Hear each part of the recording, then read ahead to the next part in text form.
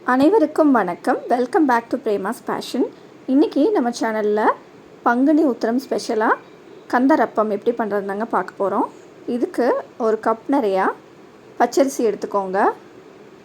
இந்த பச்சரிசியை மேலே இருக்கிற அரிசியை நீங்கள் நீக்கி விட்டுருங்க. இதுக்கு மேலே உளுத்தம்பருப்பு ஆட் பண்ண போகிறோம், கோபுரம் மாதிரி.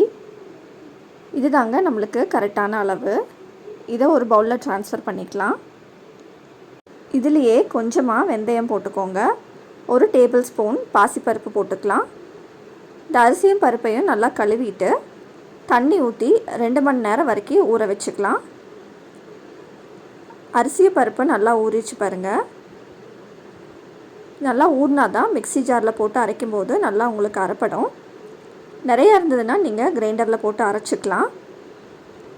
அரிசியை இந்த மாதிரி நல்லா வடிகட்டி எடுத்துக்கோங்க. கொஞ்சம் கூட தண்ணி இருக்கக்கூடாது. இப்போ இதை மிக்ஸி ஜாரில் ட்ரான்ஸ்ஃபர் பண்ணிக்கலாம்.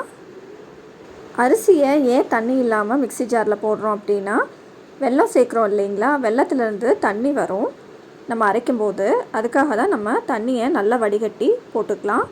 நிறைய தண்ணி இருந்ததுன்னா மாவு ரொம்பவே நீர்த்துரும். இப்போ இது கூட 3 ஏலக்காய், 1 டேபிள் ஸ்பூன் தேங்காய் ஆட் பண்ணிக்கோங்க. தேங்காய் கொஞ்சமாக ஆட் பண்ணிக்கலாம். நிறைய ஆட் பண்ணால் எண்ணெய் குடிச்சிரும். 1 கப் அரிசிக்கு 1 கப் வெல்லம் எடுத்துருக்கிறேன். முதல்ல அரிசியை மிக்சியில் ஒரு ஓட்டு ஓட்டிக்கோங்க. ஓட்டிட்டு வெல்லத்தை கொஞ்சம் கொஞ்சமாக சேர்த்துக்கோங்க. பாருங்கள், இந்த பதத்துக்கு நம்மளுக்கு அரைஞ்சி வந்துடுச்சு. இப்போவே பாருங்கள் தண்ணி விட்டுருக்குது. இப்போ மீதி இருக்கிற வெல்லத்தையும் போட்டு நல்லா அரைச்சி எடுத்துக்கலாம். மாவோட கன்சிஸ்டன்சி இப்படி தான் இருக்கணும். தோசை மாவு பதத்துக்கு இருக்கணுங்க. நல்லா திக்காகவும் இருக்கணும்.